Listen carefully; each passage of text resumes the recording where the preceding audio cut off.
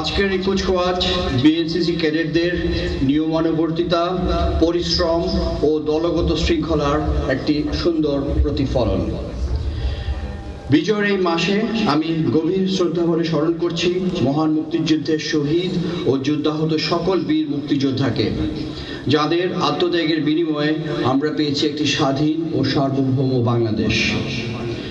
একই সঙ্গে শ্রদ্ধাভরে স্মরণ করছি ঢাকা ক্র্যাক প্লাটুনের সার্জেন্ট শাফি ইমাম রুমি এবং যশোর ক্র্যাক প্লাটুনের ল্যান্স কর্পোরাল লফেল সহ বিএনসিসির সেই সকল সদস্যকে যারা দেশের স্বাধীনতার জন্য নিজেদের জীবন উৎসর্গ করেছেন।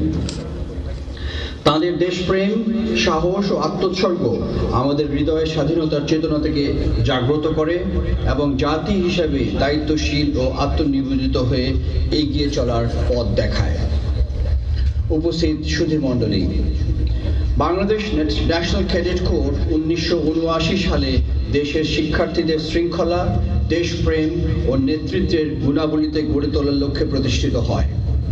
শুরু থেকে বিএনসিসি দেশের বিভিন্ন প্রয়োজনে এবং দুর্যোগকালে মানুষের পাশে দাঁড়িয়েছে। জাতীয় জীবনের নানা গুরুত্বপূর্ণ মুহূর্তে বিএনসিসি ক্যাডেটদের স্বতঃস্ফূর্ত অংশগ্রহণ আজ দেশবাসীর আস্থা অর্জন করেছে। এই প্রেক্ষিতে আপনাদের আশ্বস্ত করতে চাই যে বাংলাদেশ সশস্ত্র বাহিনী সবসময় দেশ ও জাতির সেবায় নিয়োজিত।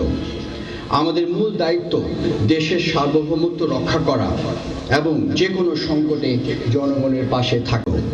তোমাদের জন্য বাংলাদেশ সশস্ত্র বাহিনীতে আইএসএসবির মাধ্যমে অফিসার ক্যাডেট হিসেবে যোগদানের সুযোগ রয়েছে। সেনা ও নৌবাহিনীর পাশাপাশি বিমান বাহিনীতেও তোমাদের অংশগ্রহণ বাড়ানোর বিষয়ে আমরা কাজ করে যাচ্ছি। বিমান বাহিনী ঘাঁটি পরিদর্শন ও বিভিন্ন প্রদর্শনীর মাধ্যমে তোমরা আমাদের শৃঙ্খলা, দক্ষতা ও প্রযুক্তি নির্ভর কর্মপরিবেশ সম্পর্কে বাস্তব ধারণা পাবে, যা তোমাদের ভবিষ্যৎ পরিকল্পনায় সহায়ক হবে।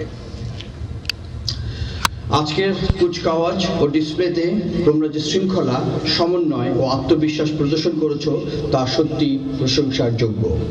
তোমাদের মার্চিং, ড্রিল এবং সার্বিক উপস্থাপনায় পরিশ্রম ও প্রশিক্ষণের ছাপ স্পষ্টভাবে ফুটে উঠেছে। এই মান ও ঐতিহ্য ধরে রেখে ভবিষ্যতেও তোমরা নিজেদের যোগ্যতা প্রমাণ করবে, এটাই আমার প্রত্যাশা। পরিশেষে এই কেন্দ্রীয় ক্যাম্পিং সফলভাবে সম্পন্ন করার জন্য বিএনসিসির মহাপরিচালক সহ সংশ্লিষ্ট সকল কর্মকর্তা, প্রশিক্ষক ও ক্যাডেটদের আন্তরিক ধন্যবাদ ও অভিনন্দন জানাচ্ছি। পরম করুণাময় মহান আল্লাহ আমাদের সবাইকে দেশ ও মানুষের কল্যাণে কাজ করার তৌফিক দান করুন।